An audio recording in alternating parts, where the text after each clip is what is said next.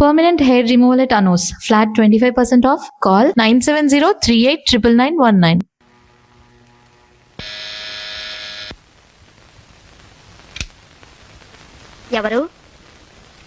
ఎవరు కావాలండి?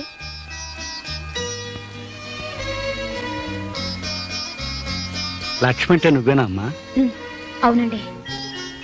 నేను నన్ను అయ్యబాబు అంటారు, నీకు తెలియకపోవచ్చు. మీ అమ్మగారిని బాగా ఎరుగుదును, నిన్ను ఒకసారి చూసిపోదామని. రండి కూర్చోండి.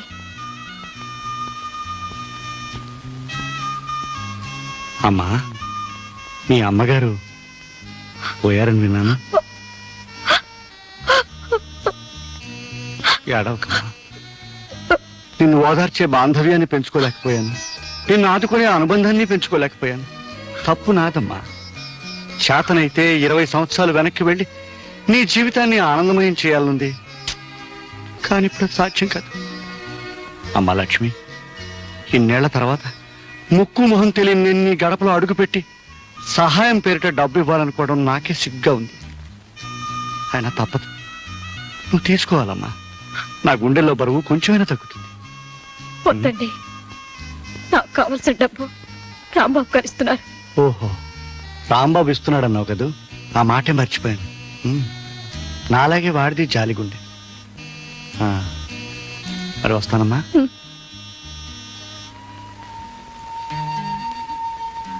చూడమ్మా, నీకెప్పుడు ఏది కావాల్సి వచ్చినా తండ్రి లాంటి నేనున్నాను మాత్రం మర్చిపోకు. అప్పుడప్పుడు వచ్చిపోతూ ఉంటాను. ఏమ్మా, వస్తాను. నాన్న,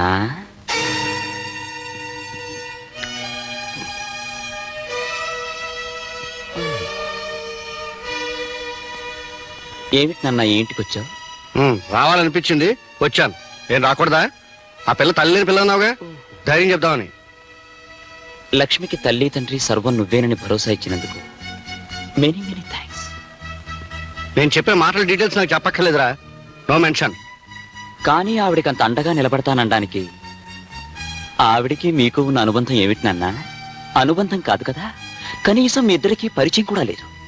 అలాంటప్పుడు లక్ష్మికి తల్లి తండ్రి మీరే నిలబడతానండం ఆశ్చర్యంగానే ఉంది. ఇందులో ఆశ్చర్యం ఉంది? నువ్వు ఆ లక్ష్మిని చెల్లెలుగా భావించి సహాయం చేస్తున్నావు. నువ్వు చెల్లెలుగా భావించే అమ్మాయి నేను కూతురుగా భావిస్తున్నాను. పైగా 1942, 43, 44 నుంచి నా జాలిగుండే. డీటెయిల్స్ కావాలంటే మీ అమ్మని అడుగు. అంత జాలిగుండి ఉన్నవాళ్ళు లక్ష్మి తల్లి విషయంలో ఆ జాలి చూపించుంటే నేను లక్ష్మిని చెల్లెల్లాగా మీరు కూతురులాగా చూసుకునే దుర్గతి పట్టేది కాదు కదా. అంటే ఏమిట్రా, ఏమిటి నీ ఉద్దేశం? లక్ష్మి తల్లి చనిపోయేటప్పుడు లక్ష్మికి తండ్రి ఎవరు అని అడిగితే మిమ్మల్ని అడగమని చెప్పి కన్నుమూసింది. అంటే ఆ మాటకు అర్థం ఏమిటి? చచ్చిపోయిన వాళ్ళు చెప్పిన ప్రతి మాటకి అర్థాలు ఉండవురా. డీటెయిల్స్ అడక్కు. ఆగండి, ఇంటికేగా రండి, కార్లో డ్రాప్ చేస్తాను. అక్కర్లేదు, రిక్షావాడికి ముందే డబ్బు ఇచ్చాను. అదా మర్యాదలో నువ్వును యూస్లెస్ ఫెలో. ఏమండి ఏమండి, 2 సార్లు పిలిస్తే గానీ పలకలేదు మీరు. ఏదో ఆలోచిస్తున్నారు. కట్టుకునే పెళ్ళాన్ని పక్కనుండగా దేని గురించి ఆలోచన? మగాడికి ప్రపంచంలో పెళ్ళాం ఒకటే సమస్య కాదు, 1.25 లక్షలు ఉంటాయి. దయచేసి నోరు మూసుకు పడుకో. అది కాదండి. నోరు మూసుకోమన్నా?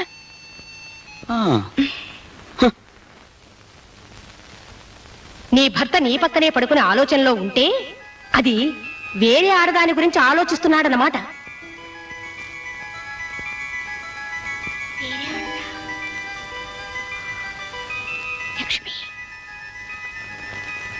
లక్ష్మిని డిస్మిస్ చేశారు కదా, అంటే నేను వెళ్ళొచ్చింది లక్ష్మి దగ్గరికేనా?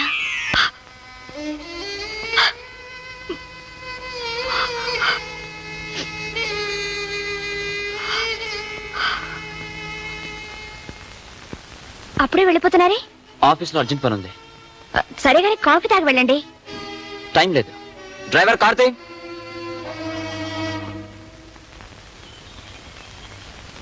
Good morning madam. అయ్యగారి చేతి లెటర్ మీద సంతకం చేయించాలండి. అర్జెంట్ ఫైల్ని ఇంటికి తీసుకురావాల్సి వచ్చింది. ఆయన ఆఫీస్లోనే ఉన్నారుగా? ఇవాళ అయ్యగారు ఆఫీస్ రాలేదండి, ఇంటి దగ్గర ఉన్నారేమని ఫైల్ తీసుకొచ్చాను. సరే, ఆ ఫైల్ అక్కడ పెట్టండి, ఆయన వచ్చాక సంతకం పెట్టిస్తాను. వస్తానమ్మా.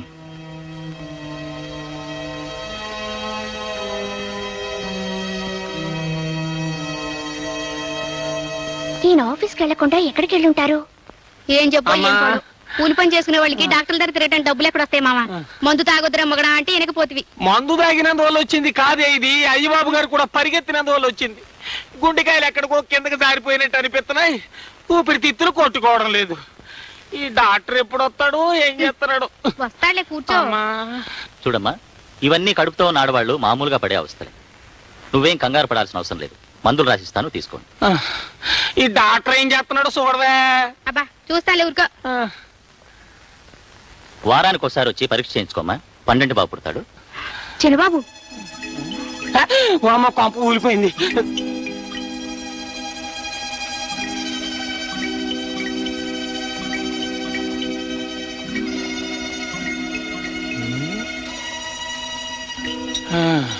మన చిన్న బాబు ఇంకో అమ్మాయితో ఏమిటయ్యా ఇడ్డోరు? పైగా అమ్మాయి కడుపుతోటి ఉన్నట్టుంది. అంతేనే, పెద్దోళ్ళు తినేయి పలారం అంటారు, చిన్నోళ్ళు తినేయి సిరితీళ్ళు అంటారు. పైగా ఎవరు కొడుకు? కలియుగ శ్రీకుట్న పరమాత్ముడు అయ్యబాబు గారి కొడుకు. అందుకే తండ్రి పేరు నిలబెట్టడానికి చక్రం తిప్పేస్తున్నాడు. ఇదిగా భలే భలే విషయం అని చెప్పి మోసేసావు, అక్కడ కొంప తగలడిపోగలదు. అమ్మగారు అమ్మగారు, ఏమిటే మళ్ళీ ఏదైనా బలబల విషయమా? అవునమ్మగారు. అదేదో తొందరగా చెప్పేసి వెళ్ళి బట్టలుతుకో. అమ్మో, ఆ విషయం చెప్పానంటే మన చిన్నమ్మగారు కాపురం కాశీగంగలో కలిసిపోతుందని చెప్పరమ్మా. నువ్వేదో చిత్రహాసం తెలుసుకొస్తే మధ్య నా కాపురం ఎందుకు పాడవుతుంది? చెప్పు. చెప్పనమ్మా. చెప్పకపోతే ఉద్యోగం ఉడుతుంది. చెప్పు. నా ఉద్యోగం ఊడిపోయినా సరే చిన్నబాబు గారు ఒక కడుపుతోడున్న అమ్మాయిని హాస్పిటల్ తీసుకొచ్చారని ఖచ్చితంగా చెప్పను. చెప్పనంటే చెప్పను. చిన్నబాబు కడుపుతో ఉన్నమని హాస్పిటల్కి తీసుకొచ్చాడా? ఏమే సుబ్బులు? సుబ్బుల్ని పిలవాల్సిన అవసరం లేదత్తయ్య. ఆ మిగతా కథ నేను ఊహించగలను. ఆ అమ్మాయి పేరు లక్ష్మి. లక్ష్మి? ఎవరా లక్ష్మి? ఎవరో నేను చెప్పడం కన్నా మీ అబ్బాయిని అడగడం మంచిది.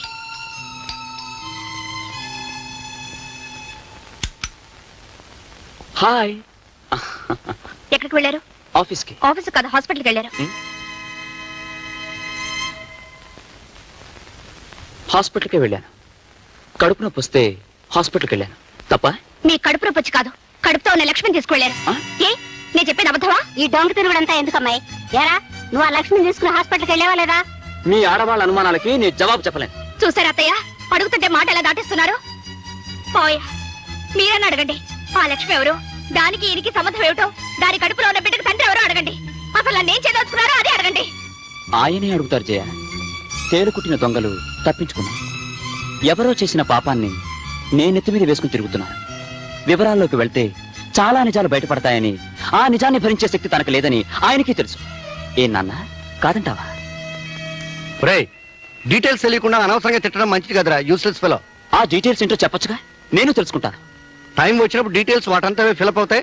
అంతవరకు నువ్వు నోరు మూసుకో, నేను మూసుకుంటాను. అనవసరంగా మాట్లాడుకో.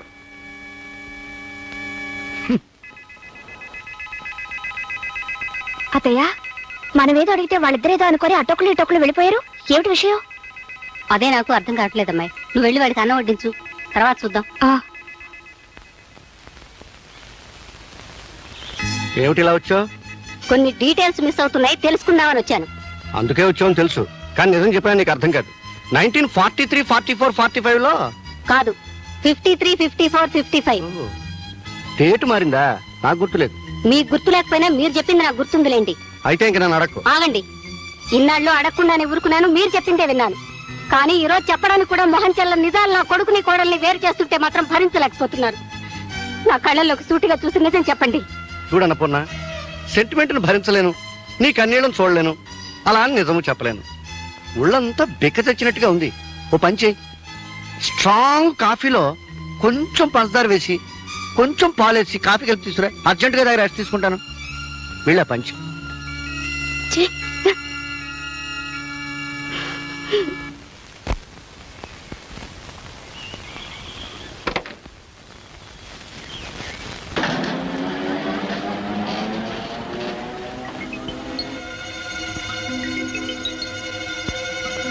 పరాయి స్త్రీ విషయంలో భర్త ఎంత అడిగినా నిజం చెప్పనప్పుడు అనుమానించడం కన్నా అతనికి తెలియకుండా అనుసరించి అసలు విషయం తెలుసుకోవాలి. సుబ్బులు, ఏం చిన్నమ్మాయి గారు? నేను మార్కెట్కి వెళ్తున్నాను, అత్తయ్యతో చెప్పు. ఏ మార్కెట్ కని చెప్పనండి? కూరగాయల మార్కెట్ గా, చేపల మార్కెట్ గా, సూపర్ మార్కెట్ గా? ఏదో ఒక మార్కెట్ చెప్పించేయి.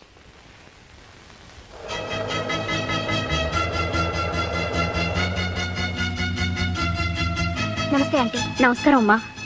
ఏమిటమ్మా ఇలా వచ్చావు? ఆ అబ్బాయి ఆఫీసులో లేడుగా. ఆయన ఉండడం తెలుసు. ఈ పాటికి ఆయన ఎక్కడికి వెళ్ళుంటారో నువ్వు తెలుసుకుని ఉంటావని నిన్ను అడిగి తెలుసుకుందామని వచ్చాను. ఆ విషయం చెప్పడానికి నేనే నీ దగ్గరికి రావాలనుకుంటున్నానమ్మా.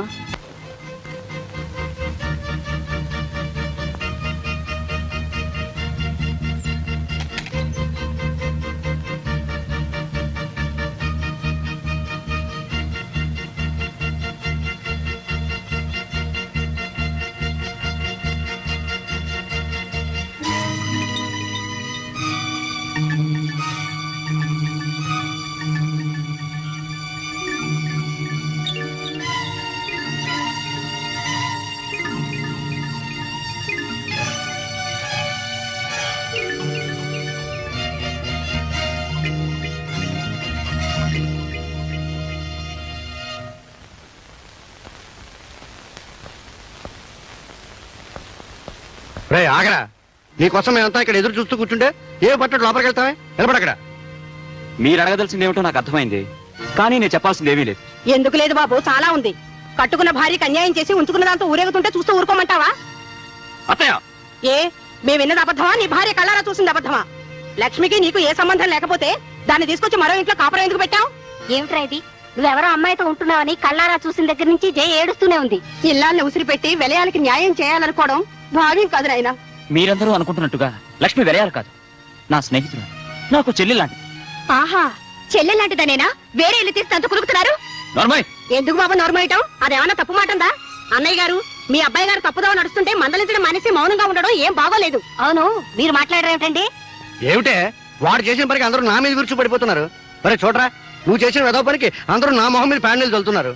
ఇంతకీ నేను చెప్పేదేం లేదు. ఎవరడిగినా నాదొక్కటే సమాధానం. లక్ష్మి నాకు చెల్లి లాంటిదన్న విషయం నాన్నకు బాగా తెలుసు. ఏ నాన్న, నీకు తెలుసు కదా? మొహం మీద మొహం పెట్టాడకు, యూసెస్ ఫెలో. తెలుసు. తెలిసిన నిజాన్ని నువ్వు దాచినంత కాలం ఈ సమస్యకి పరిష్కారం దొరకదు, ఈ ఇంట్లో అశాంతి తొలగదు. చెప్పు నాన్న, ఆ లక్ష్మి ఎవరో వీళ్ళందరికీ అర్థమయ్యేటట్టుగా ఇప్పుడైనా చెప్పు. చెప్తాను. ఇంత జరిగిన తర్వాత చెప్పకపోవడం న్యాయం కాదు. ఆ లక్ష్మి ఉత్తమురాలు, గుణవంతురాలు, విద్యావంతురాలు, పేద పిల్ల. మన ఆఫీసులో స్టెనో. ఇంతకంటే డీటెయిల్స్ నాకు తెలియదు. మేము అడుగుతుంది ఆ పిల్ల తాలూకు గుణగణాలు కాదండి, ఆ పిల్ల వెడికి చెల్లెల్లాంటి బంధువు ఎలా అయింది అని. కరెక్ట్. ఆ విషయం చెప్తే అసలు ఈ గొడవే ఉండదు. చెప్పు నాన్న. చెప్తాను రా, చెప్తాను. కానీ ఇప్పుడు చెప్పను. కాదు, ఇప్పుడు చెప్పాలి. చెప్పకపోతే నేను ఊరుకోను. సరే, మీరంతా బాధపడుతున్నారు కనుక మీ బాధను దృష్టిలో పెట్టుకుని 100% నిజాన్ని చెప్తాను. లక్ష్మి వీడి చెల్లెలు ఎలా అయిందంటే మంచి మనసుతో వీడి చెల్లెలాగా భావిస్తున్నాడు కనుక. వదిలి గారు, అబ్బాయి గారు చేస్తున్నది అన్నయ్య గారు చెబుతున్నది చూస్తుంటే ఈ భాగవతం ఏదో అన్నయ్య గారికి తెలిసే చేస్తున్నట్టుంది. మందలించవలసిన పెద్దవాళ్ళే అలా చెబుతుంటే ఈ గొడవ ఇక్కడ తేలదని తెలిసిపోయింది. ఆఖరి మాట అడుగుతున్నాను, ఆ లక్ష్మిని వదిలేస్తావా లేదా? మీ నిందలకు జడిసి లక్ష్మి జీవితానికి అన్యాయం చేయలేను. అంటే నాకు అన్యాయం చేస్తారన్నమాట? భార్యగా నీకు చేయవలసిన న్యాయం నీకు చేస్తాను. అర్థమైందా వదిలి గారు?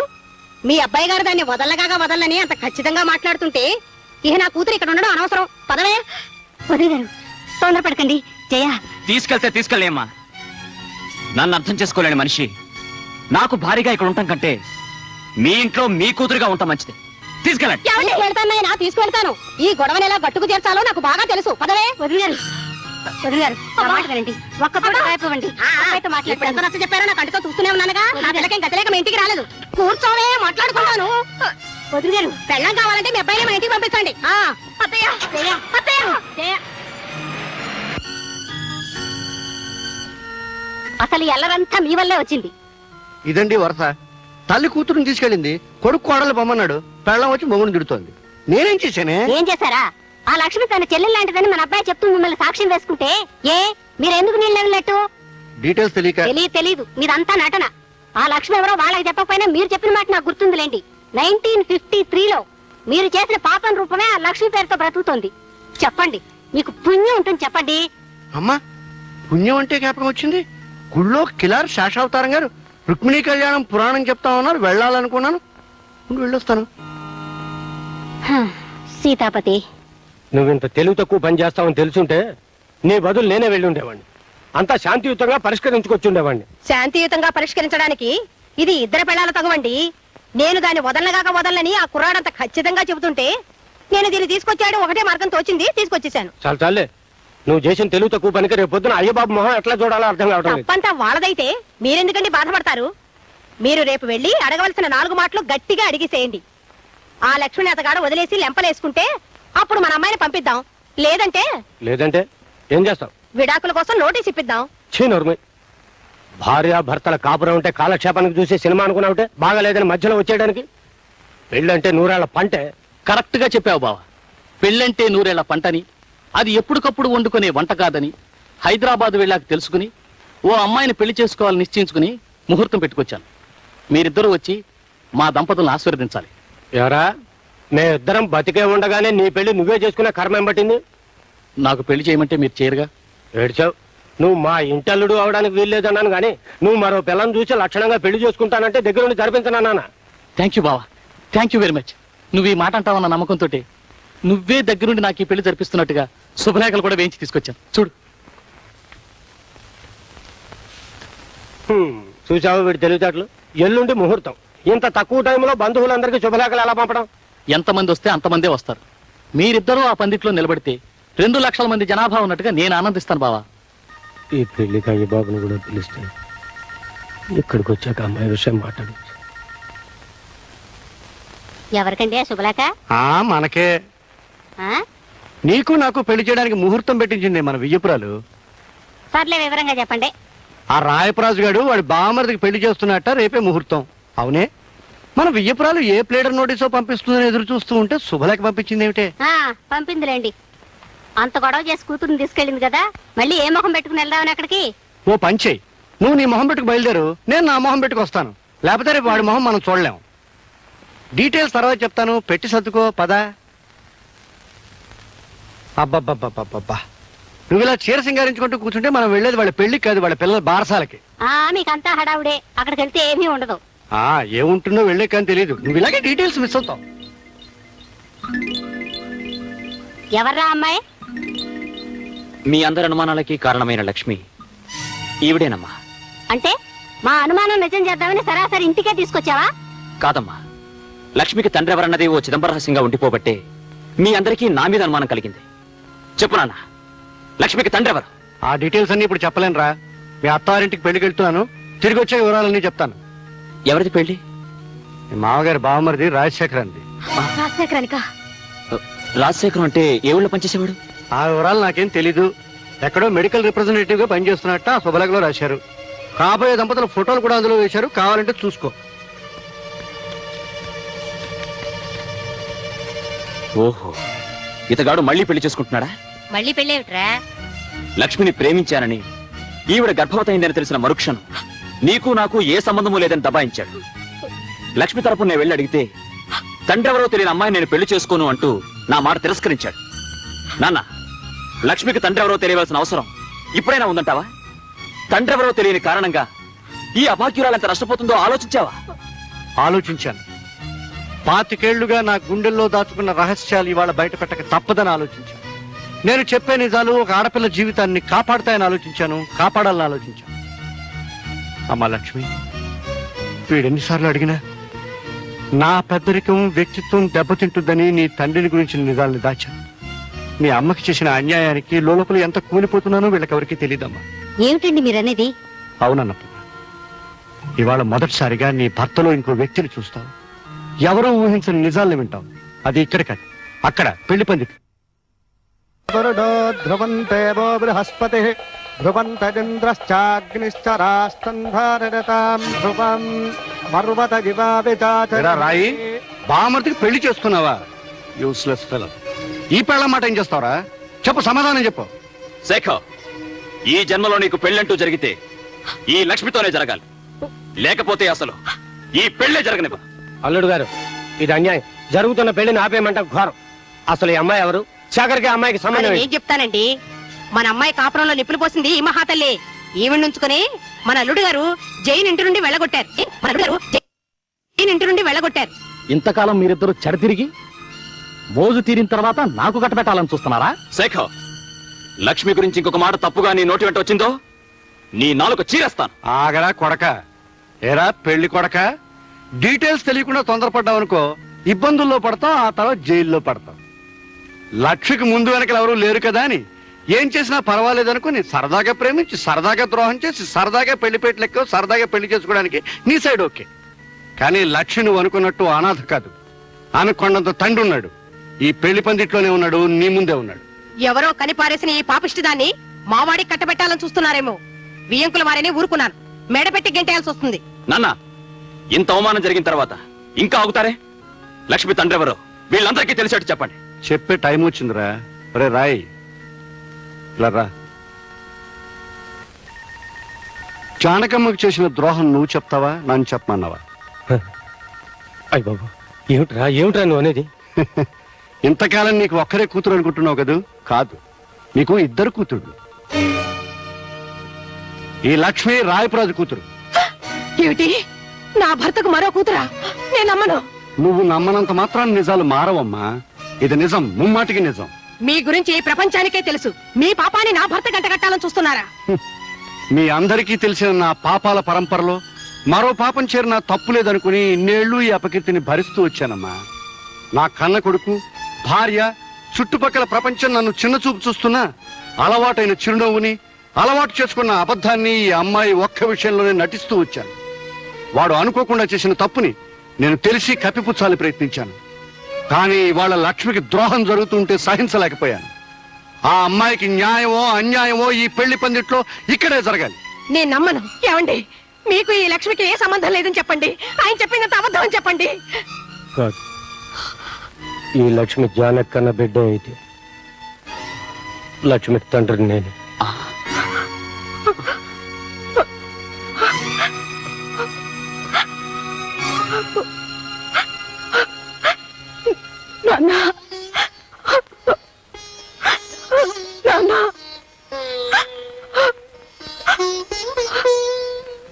అమ్మ లక్ష్మి, నేనే నీ తండ్రినమ్మా.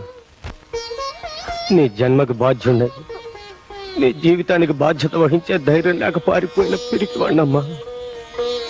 నన్ను క్షమించు. అదే క్షమించినా నేను మాత్రం మిమ్మల్ని క్షమించదు. అందుకేనే నిన్ను క్షమించమని అడగలేదు. ఈ మోసం మొత్తానికి కారణం నువ్వు. ప్రతి క్షణం సూత్రాలని, అనుమానాలని నన్ను వేధించుకు తినే నీ నుంచి దూరంగా పారిపోవడం కోసమే జానకి దగ్గరయ్యాను. జానకి గర్భవతి అని తెలిసి కూడా నీకు భయపడే వీడి సహాయం కోరాను. వీడికి నేను చేసిన సహాయం ఒక ఆడదాన్ని మోసం చేయడం. అన్నపూర్ణ, 1952, 53, 54లో ఒక ఆడదాన్ని మోసం చేశానని చెప్పానే, అది ఇదే. ఒక ప్రాణమిత్రుడికి సహాయం చేయడం కోసం ఆ జానకమ్మ జీవితంలో తీరని కల్లోలం రేపాను. ఆ రోజు ఇప్పటికీ మర్చిపోలేను. నేను నమ్మను. నన్ను ఆయన దూరం చేసుకోవాలనుకున్నారా? దూరం చేసుకునే తెలివితేటలే ఉంటే ఇంత దూరం వచ్చేవాడే కాదు. అంటే ఓ ఆడపిల్ల జీవితాన్ని పాడు చేయాలని ఈ ఆలోచన మీదన్నమాట. ఓ మిత్రుడికి సహాయం చేసే ఆరాటం అంటే సరిపోతుంది. ఏమిటండి నేను ఆయనకి చేసిన ద్రోహం? పెళ్లి చేసుకోవాలనుకోవడం? పెళ్ళైన మగాడిని పెళ్లి చేసుకోబోవడం, బిడ్డల తండ్రికి బిడ్డని కనబోవడం. ఏమిటి, ఆయనకి ఇదివరకే? ఆ ప్రశ్నని ఇంత ఆలస్యంగా అతన్ని కాక మరొకరిని అడగవలసి రావడం, అది నువ్వు చేసిన నేరం. నన్నింత మోసం చేస్తారనుకోలేదు. వాడింత మోసపోతాడని నేను కూడా అనుకోలేదు.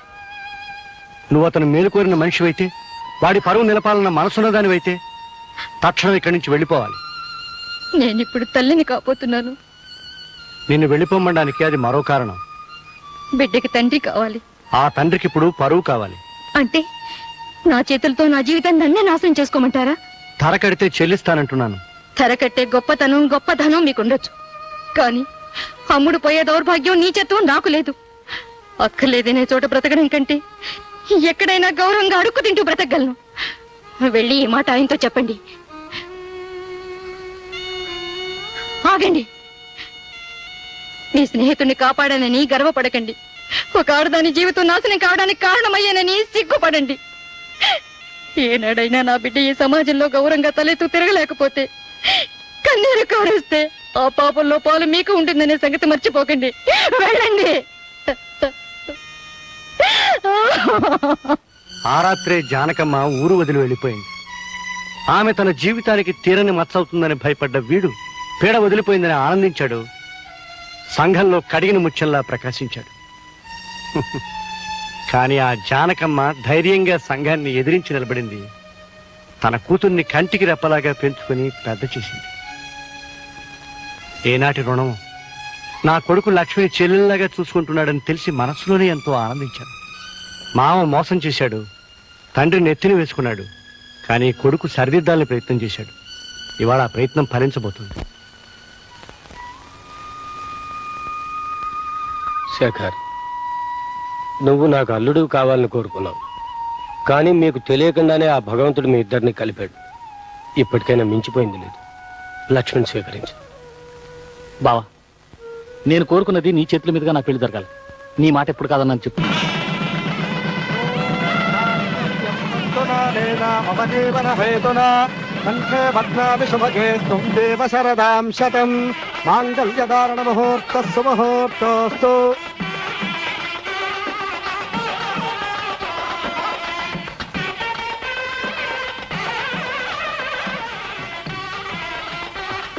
లక్ష్మి, నీ జీవితం ఒడ్డుకు చేరే వరకు నీకంటగా ఉంటానన్నా. అయిపోయింది, నా బాధ్యత తీరిపోయింది. ఆనందంగా 100 ఏళ్ళు వర్ధిల్లు. వస్తాను. పదండి నాన్న, వెళ్ళిపోదాం. ఒక్క నిమిషం. అమ్మా జయ, నీ భర్తని కాదని నీ ఇంటికి వచ్చేసావు, చాలా సంతోషం. కానీ ఆ ఇంట్లో నీ వస్తువు ఒకటి మర్చిపోయావమ్మా. తీసుకో తీసుకో అమ్మా, మరెవరికైనా ఉపయోగపడవచ్చు. వస్తానమ్మా. అక్క, ఇది మా అమ్మ నాకు ఇచ్చిన స్త్రీధనం. 12 కాపురానికి 12 సూత్రాలు. పెళ్ళం మొగుడిని గుప్పెట్లో పెట్టుకోవాలంటే ఏం చేయాలో ఇందులో రాసుంటుంది. సూత్రాలను పాటించే మా అమ్మ మా నాన్న ఇల్లు దాటిపోయేటి చేసింది. నన్ను మా ఆయనకు దూరం చేసింది. కానీ నువ్వు మాత్రం ఆ తప్పు చేయదక్క. ఏమండి ఏమండి, నా అనుమానాలే, తెలుగు తక్కువతనాన్ని అన్నీ వదిలేశాను. ఇది కూడా మీ అమ్మ ఫిట్టింగేనా అని మీరు అడగాల్సిన అవసరం లేదు. మీరు నా తప్పును మన్నించగలిగితే.